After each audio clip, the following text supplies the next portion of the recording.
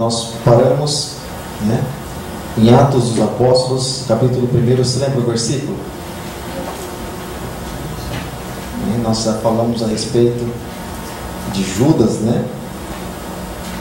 Falamos a respeito de quando foi dito que ele alcançou sorte nesse ministério.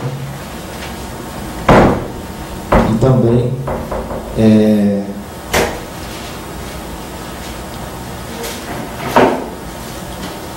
vamos lá. Nós paramos no versículo de número 20, né? Vamos ver se nós conseguimos terminar esses versículos aí. E na medida do possível, dar início no capítulo de número 2. Não acelerar para que a gente possa acabar logo, né? Mas não é interessante a gente fazer uma programação. Vamos terminar esse mês. Não é interessante, irmãos. Interessante é nós podermos entender aquilo que está sendo passado, tá bom? Se tiver que demorar um ano no capítulo 1, vamos gastar esse tempo, tá bom? Para que a gente possa entender. Amém? Então, irmãos, como foi dito, né? Nós falamos a respeito de algumas palavras na semana passada, a respeito de bispo, né? A respeito de Judas ter encontrado um privilégio, né? Encontrado sorte, ter tido sorte no ministério, como foi o que nós lemos semana passada. Então, no capítulo de número 20 nós paramos semana passada. E alguns irmãos leram o capítulo 1 de Atos. Alguns leram na sua casa? Não deu tempo de ler. Alguns leram? Tá bom? É importante que você leia, tá bom? É importante nós vermos aqui, mas é importante que você leia também. Diz o capítulo de número 1, verso de número 21 do livro de Atos dos Apóstolos. Eu vou ler aqui esse trecho até chegar no último versículo do capítulo 1 até o versículo 23. Depois a gente vai lendo e vai comentando com os irmãos. Diz assim, olha, versículo de número 21 do capítulo 1. É necessário, pois, que dos varões que conviveram conosco todo o tempo em que o Senhor Jesus entrou e saiu dentre nós, começando desde o batismo de João até o dia em que dentre nós foi recebido em cima. Um deles se faça conosco testemunha da sua ressurreição. E apresentaram-se dois, José, chamado Barsabás, que tinha por sobrenome o Justo, e Matias.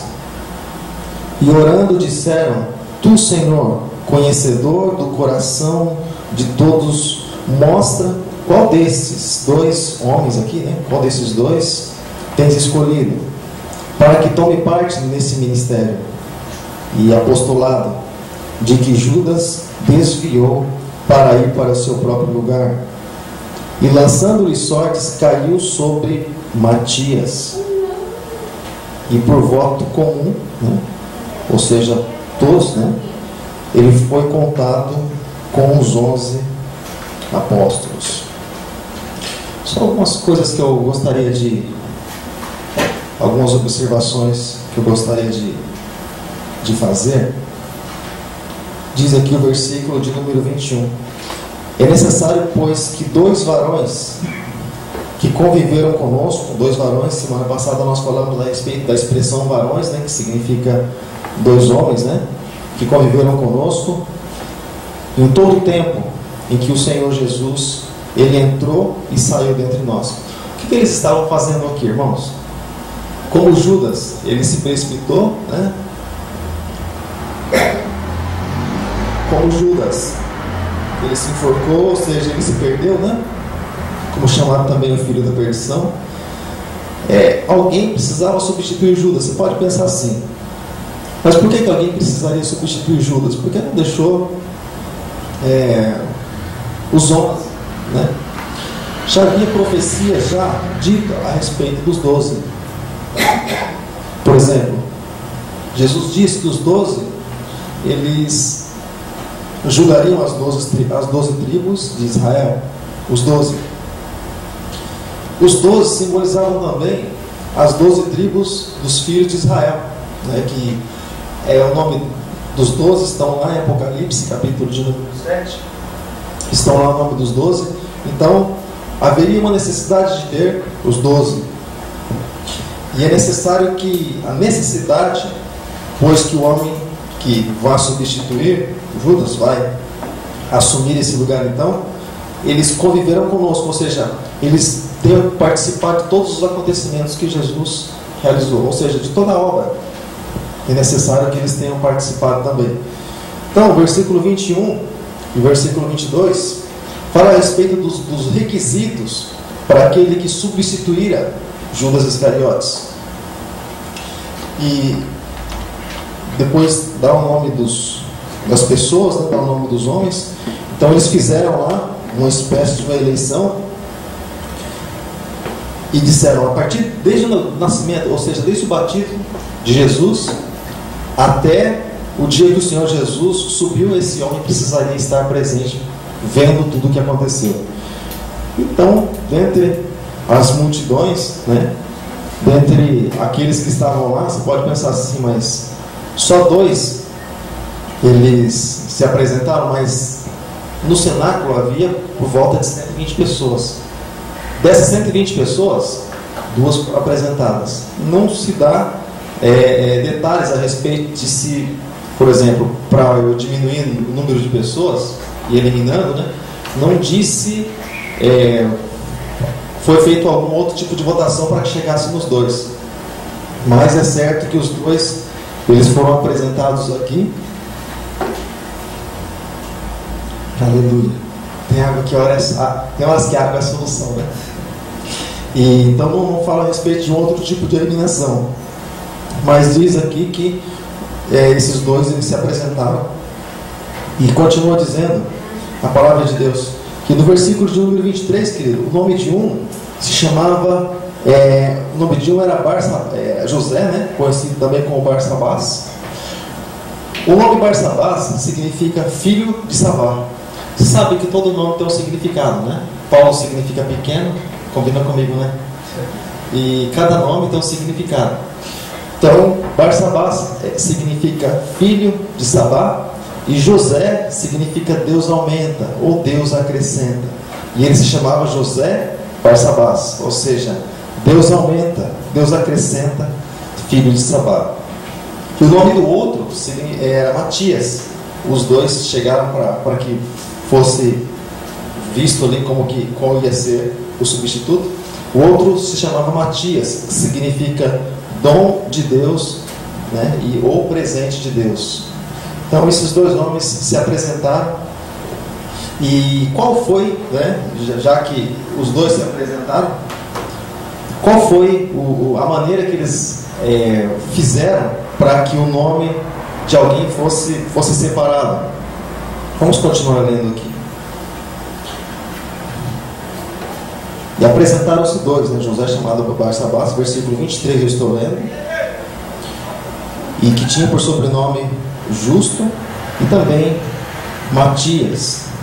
E orando disseram, tu, Senhor, conhecedor do coração de todos, mostra-nos qual desses tem escolhido.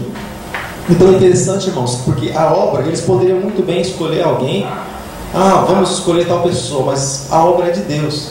Então, eles precisavam da intervenção de Deus, e precisavam também que o Senhor pudesse orientar a respeito dessa escolha. Não poderia ser uma escolha humana, porque quando os 12 eles foram escolhidos, quem passou chamando eles foi Jesus.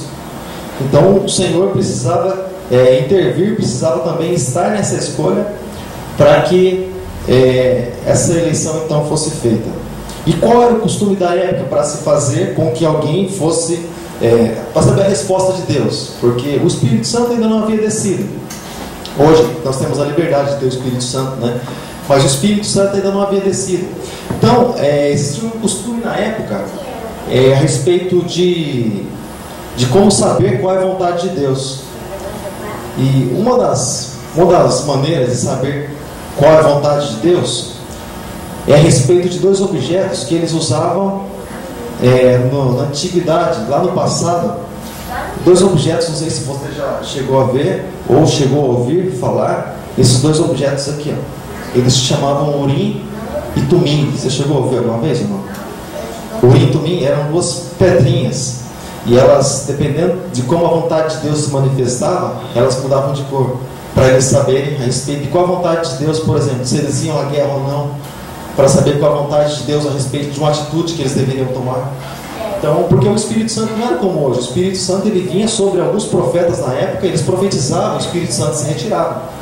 Alguns casos, você vê que o Espírito Santo, ele permaneceu sobre a vida da pessoa, uns casos raros mesmo. E quando nós falamos em casos raros, né, é uma pessoa e outra. Um deles foi Davi.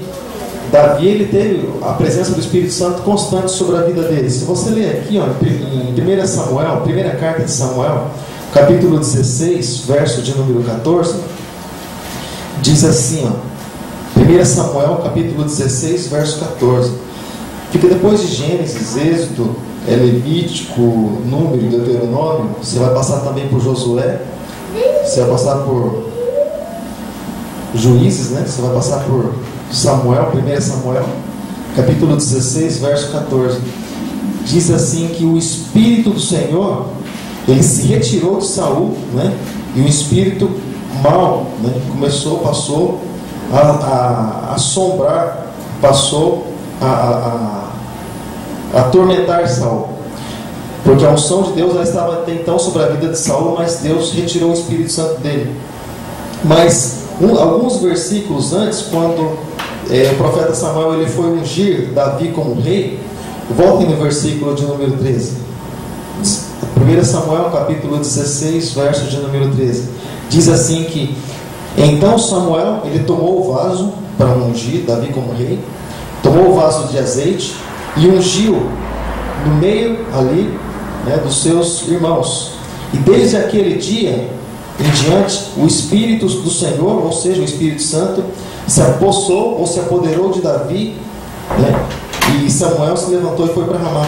Mas a partir daquele momento, o Espírito Santo já se apossou de Davi, só que não largou dele, porque a partir desse momento se começa a contar a respeito de alguns testemunhos de Davi, porque até então não se falava de Davi, mas quando o Espírito Santo passou a estar com ele, aí Davi já começa a contar alguns testemunhos de que matou um leão, matou também um urso. Enfim, o Davi, ele começa a se destacar mais por causa do Espírito Santo sobre a vida dele, mas não era comum. Então, para saber qual é a vontade de Deus para a vida de alguém, então eles faziam o quê? Eles consultavam esse Urim e Tumim. Deixa eu aumentar aqui um pouquinho para você, para que você possa acompanhar o letreiro um pouquinho maior. Então, o Urim e Tumim, que se chama também, né, traduzido por luz e perfeição, eram dois objetos usados, dois objetos pequenos usados pelos sacerdotes israelitas para consultarem a vontade de Deus, a fim de saber qual é a vontade sobre algum assunto, né, sobre guerra, enfim, sobre qualquer assunto. Eles consultavam através do Urim e através do Tumim. Eu vou soltar aqui um vídeo para os irmãos, para vocês verem assim, porque essa placa que vocês estão vendo, uma espécie de uma placa, na verdade isso aí fazia parte do peitoral do sacerdote. Você pode olhar atrás depois, no tabernáculo, naquele folder atrás, você vai ver que fazia parte do peitoral, né, do sumo sacerdote. Vou soltar para você, se o áudio não estiver bom, vou soltar novamente, tá bom? Para que você possa ouvir com perfeição. Vamos lá.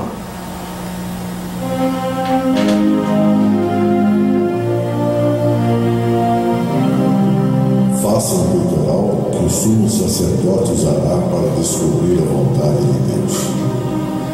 Como o manto sacerdotal, o peitoral também será feito de fios de lã azul, púrpura e vermelha e de linho fino, enfeitado com bordados. O peitoral será quadrado e dobrado em dois. Terá um palmo de comprimento e um palmo de largura. Coloque nele 4 carreiras de pedras preciosas. Na primeira carreira põe um rubi, um topázio e uma granada. Na segunda carreira põe uma esmeralda, uma safira e um diamante. A terceira carreira terá uma turquesa. beleza, uma ágata e uma ametista. A quarta carreira terá um berilo, um ônix e um jaspe. As pedras deverão ser montadas em engastes de ouro. Em cada uma dessas 12 pedras será gravado o nome de um dos filhos de Jacó para representar as 12 tribos de Israel. Com fios de ouro puro trançados, faça cordões para o peitoral. Faça também 2 argolas de ouro e as prenda nas pontas da parte de cima do peitoral. Passe os 2 cordões de ouro nas 2 argolas e prenda-os nos 2 engastes de ouro do peitoral, que serão presos nas 2 alças do manto na parte da frente. Faça outras 2 argolas de ouro que serão presas nas 2 pontas de baixo do peitoral, na borda do lado de dentro do manto. Faça mais 2 argolas de ouro e prenda-as nas pontas das 2 alças do manto embaixo, na frente dele, perto da costura e acima do cinto. Com um cordão azul, prenda as argolas do peitoral nas argolas do manto, para que o peitoral fique preso acima do cinto e não se solte. Quando entrar na minha presença, no lugar santo, o sumo sacerdote Arão usará este peitoral, gravado com os nomes das tribos do povo de Israel, para que eu, o Senhor, sempre lembre do meu povo. Ponha um urim e o tumim no peitoral para que estejam em cima do coração de Arão quando ele estiver na minha presença. Nessas ocasiões, Arão deverá usar o peitoral para que ele possa saber o que eu quero que o povo de Israel faça. Através do urim e tumim. O urim e tumim servia para eles saberem a respeito de qual a vontade de Deus a respeito de determinado assunto, né? Assim fica mais fácil, né, a gente saber, né? E para você ter uma ideia, abra a tua Bíblia lá em Êxodo capítulo de número 28. Êxodo, irmão, é o segundo livro da Bíblia. Êxodo capítulo 28.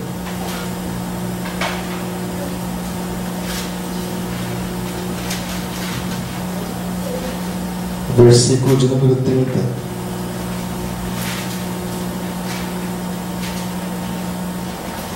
Êxodo capítulo 28, verso de número 30. Se você quiser, você pode acompanhar então.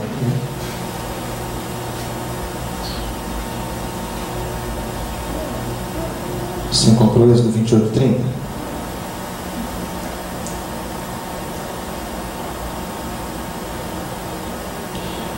Diz assim, olha. Eu vou ler aqui. Ponha o urim e tumim no peitoral, para que estejam em cima do coração de Arão, que é o sumo sacerdote, quando estiver na minha presença. Nessas ocasiões, Arão deverá usar o peitoral para que ele possa saber o que eu quero que o povo de Israel faça. Em outra tradução diz: também porás o peitoral do juízo, o urim e tumim, para que estejam sobre o coração de Arão quando entrar diante do Senhor. Assim Arão levará o juízo dos filhos de Israel sobre o seu coração, diante do Senhor continuamente. Então, só vou mostrar para você a respeito de alguém que usou esse método, né? 1 Samuel mesmo, capítulo 28, lá no livro de 1 Samuel, você vai passando, né, por Gênesis, Êxodo, por Levítico, Números, Deuteronômio, Josué, você vai passar aí por Juízes, né? Você vai encontrar primeiro livro do profeta Samuel, capítulo 28, verso de número 6. Vai aparecer aí um homem que era rei de Israel, e ele pesquisou, né? Esse era um dos métodos que Deus usava para revelar, para mostrar as suas vontades, aquilo que ele queria que o povo fizesse. 1 Samuel capítulo 28, verso de número 6, diz assim a palavra de Deus: perguntou Samuel ao Senhor, porém o Senhor não lhe respondeu. Perguntou Saul ao Senhor, porém o Senhor não lhe respondeu, nem por sonhos, nem por urim e nem por profetas. Então esses eram os métodos que Deus falava, através dos sonhos, né? Deus revelava, através do urim e tumim, e através também dos profetas. Deus não falou com ele a respeito do assunto que ele foi questionar a Deus Porque, claro, aqui ele já havia desagradado a Deus, e se você parar para ver o versículo de baixo, ele, depois disso, do seu desespero, ele foi procurar ajuda numa feiticeira, né? E aí Saul já estava longe da presença do Senhor. Mas então, quando se fala aqui, por exemplo, irmãos, que eles lançaram sortes para que eles sabessem, né, quem iria estar no lugar de Judas, eles oraram a Deus, eles apresentaram a situação diante do Senhor, versículo 24, oraram e disseram: Tu, Senhor, conhecedor dos corações de todos, mostra qual desses dois tem escolhido. Então, eles iam lançar sorte ali, só que eles apresentaram diante de Deus qual o Senhor tem escolhido. Então, quem iria fazer essa escolha? O próprio Deus. E por isso que eles usaram os métodos, né, esperando a resposta vinda de Deus. E eles usaram o método bíblico. Deus pediu para que fosse feito assim. Então, para que tome parte desse ministério do apostolado, já falamos a respeito do apostolado de Judas, que se desviou, que conta um pouco da história de Judas, né? Nós já falamos a respeito da história de Judas. E lançando sorte lá a respeito do Urim e Tumim, existia também, irmãos, um método que eles, por exemplo, eles punham, por exemplo, aqui no caso eram duas pessoas para lançar sorte, para saber quem ia estar no lugar de Judas. Existia um método que eles punham, por exemplo, o nome das duas pessoas ali, numa espécie de uma jarra, de um jarro, e com um furo, né, uma saída. E eles chacoalhavam ali, oravam a Deus, chacoalhavam ali, o nome que saísse primeiro, saísse ali para fora do jarro, era o nome que Deus havia escolhido. Alguns métodos assim que eles usavam na antiguidade para saber qual é a vontade de Deus. Por exemplo, se você ler a respeito do livro do profeta Jonas, quando Jonas, Deus pediu para que ele fosse para Nínive pregar, ele ia fugindo para Tarsis, e começou aquela tempestade toda que Deus mandou, porque Jonas havia se rebelado contra Deus, contra a sua vontade. O que eles fizeram? Os marinheiros ali, embora não conhecessem a Deus, mas eles conheciam os métodos. O que eles fizeram? Eles lançaram sortes ali, né? E caiu sobre Jonas, exatamente sobre o problema que estava ali. Aí perguntaram para Jonas: mas quem é você? Quem é o teu Deus? Né? Aí Jonas disse: não, eu sou o problema, podem me lançar no mar. Ele foi lançado no mar, a bonança, né, reinou ali naquele lugar, veio uma paz tremenda naquele lugar. Mas os métodos usados para lançar sortes sobre alguém. Até aqui tudo bem? Os irmãos estão quietinhos. Tem alguém querendo falar alguma coisa? João Vitor? Sim. Permitia que os profetas usassem o Urim e o Tumim? Sim, eram usados esses métodos, né, para saber qual é a vontade de Deus. E isso, como a gente viu lá, ficava direto já no peitoral do sacerdote. O sacerdote já usava o peitoral, e ali no peitoral também tinha o Urim e Tumim, para que eles, como quem diz assim, para que eles carregassem no coração a respeito da ordem de Deus e da vontade de Deus. Então, como quem diz assim, por exemplo, qual é a vontade de Deus? Puxa, e agora para saber qual é a vontade de Deus? Vamos procurar um método. Não, o método já estava ali com o sumo sacerdote. Então ele já andava, já carregava para todos os lados, né? Então aquilo já acompanhava o sumo sacerdote. E no caso dos marinheiros, para você ver como acompanhava as pessoas, os marinheiros lá, no caso de Jonas, estavam com eles também, né? E como no caso de Saul, para ele saber a vontade de Deus, Deus não respondeu, mas ele também tinha o método, ele usava o Urim e Tumim para saber a vontade de Deus. Então a gente percebe que é algo assim que praticamente acompanhava eles, como por exemplo, hoje, como é que nós fazemos para saber qual é a vontade de Deus? Além do Espírito Santo que ministra as nossas vidas, aos nossos corações, nós temos a Bíblia, né? Está trabalhando, mas a Bíblia vai na mochila, a maior vai na bolsa, a menorzinha vai no bolso do jaleco. Então para conversar com alguém, você tira assim discretamente, já está escrito isso. Tem a Bíblia no celular também, né? Tem um texto no celular, tira assim, olha, está escrito isso, está vendo? Lá em tal lugar. Então a gente tem nossos métodos hoje, mas tudo através da palavra, né? A palavra de Deus é nosso guia, né? Nossa orientação nos dias de hoje. Amém, irmãos?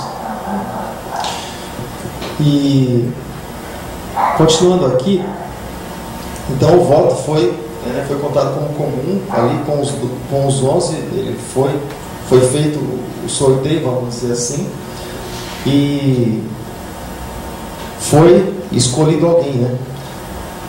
umas referências aqui que nós já lemos, né? A respeito de lançar sorte. Tem um comentário aqui no dicionário, mas nós já vimos alguma coisa a respeito disso, né? A respeito do lançar sorte e a respeito do tipo de escolha. Então continua dizendo aqui, irmãos, que eles lançaram sortes, né? E a sorte ela caiu sobre Matias. Então Matias, esse moço aqui, esse homem que significa dom de Deus ou presente de Deus, a sorte caiu sobre ele para que ele então fosse ali viesse a substituir, vamos usar essa palavra, né? A Judas Iscariotes. Então Matias ele assumiu esse lugar. Matias ele veio tomando nesse posto. É interessante que eles acompanharam os apóstolos, irmãos. Não sei se você percebe, já vamos entrar no próximo capítulo, capítulo 2. Só uma observação, não sei se você percebe, mas quando os 12 eles andavam com Jesus, eles eram chamados de discípulos. Mas só que quando eles passaram Jesus morreu, ressuscitou, subiu para a glória e tal, o Espírito Santo sobre eles foram testificar. Eles não eram mais chamados de discípulos, eles eram chamados de apóstolos. Você sabe por quê? A palavra discípulo, olha só o que ela significa aluno. Ou seja, enquanto eles estavam com o Senhor Jesus, eles estavam aprendendo. O que o aluno faz? O aluno aprende. Ele só aprende. Quando o aluno vai na escola, por exemplo, na faculdade, tal, o que ele faz? Ele senta e ele vai aprender. E ele não vai exercer a profissão ali na escola, ele vai simplesmente aprender, ver tudo o que acontece, os métodos que o professor ensina, lá como é que se diz? Aquelas fórmulas, né? Ou fórmula bênção, né? Aquelas fórmulas de física, de química, todo mundo gosta, né? Erra para você ver alguma coisinha, para você ver, dá tudo errado. Mas o aluno, o que ele está fazendo ali? Ele está aprendendo. E quando se fala a respeito do que eles foram depois, eles serão chamados depois de apóstolos. Mas apóstolos já não são mais aqueles que estão aprendendo ali. Apóstolos são mensageiros. Ou seja, eles estão levando a mensagem que eles aprenderam. Então eles estão testificando. Então eles não eram mais chamados de discípulos, mas eles passaram a ser chamados de apóstolos, porque até então eles estavam levando, eles estavam transmitindo a mensagem, transmitindo também o Evangelho da Salvação. Então, por isso que a palavra de Deus, irmãos, é algo tão sério. Porque quando alguém, por exemplo, rejeita ao Senhor Jesus, quando alguém rejeita, por exemplo, a palavra de Deus, quando você vai anunciar, por exemplo, o Evangelho para alguém, e a pessoa, ela rejeita, você sabe quem que ela está rejeitando? Ela não está rejeitando você, mas ela está rejeitando o próprio Deus. Ela está rejeitando o próprio Jesus. Aqui é uma passagem bem típica. É claro que nós vamos comentar sobre isso mais para frente. Mas aqui diz algo interessante a respeito de Ananias e Safira. Eles tinham, por exemplo, eu vou resumir para você a história. Eles venderam a propriedade. O que aconteceu? Eles, normalmente, era de costume também, eles lançavam as suas ofertas aos pés dos discípulos, aos pés dos apóstolos. Nós vamos ver isso no capítulo 2. E era distribuído conforme as necessidades de cada um na época. E o que Ananias e Safira fizeram? Eram dois conhecedores da palavra. Eles armaram, né? Falaram, vamos fazer um negócio aqui diferente. Ananias e Safira. E o que eles fizeram? Eles falaram assim, olha, vamos enganar Pedro.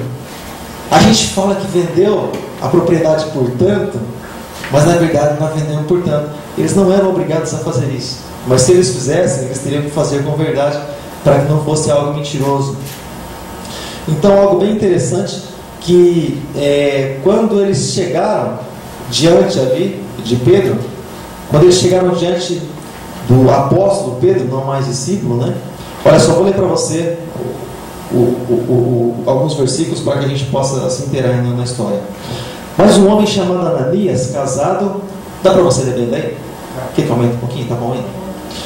Mas um homem chamado Ananias, casado com uma mulher que se chamava Safira, vendeu um terreno, e eu vou colocar na tradução, irmãos, na revista corrigida, parece que causa-se um pouco mais de impacto, né? Diz assim, olha só, mas um certo varão chamado Ananias, com Safira, sua mulher, vendeu uma propriedade e reteve parte do preço, ou seja, ela segurou, escondeu lá uma quantidade, né? Reteve parte do preço, sabendo também sua mulher E levando-o à parte, depositou aos pés dos apóstolos. Ou seja, sabendo também a sua mulher, significa que eles entraram em comum acordo. Vamos levar só uma parte só. Olha só, versículo 3. Disse então Pedro: Ananias, porque eles levaram, na verdade, imaginando que eles estavam simplesmente depositando aos pés dos apóstolos, mas eles esqueceram que existe o nosso Deus, Ele é onisciente, Deus, Ele conhece todas as coisas. Salmo 139, se você ler, você vai ver que antes que a palavra saia da nossa boca, Deus, Ele já conhece.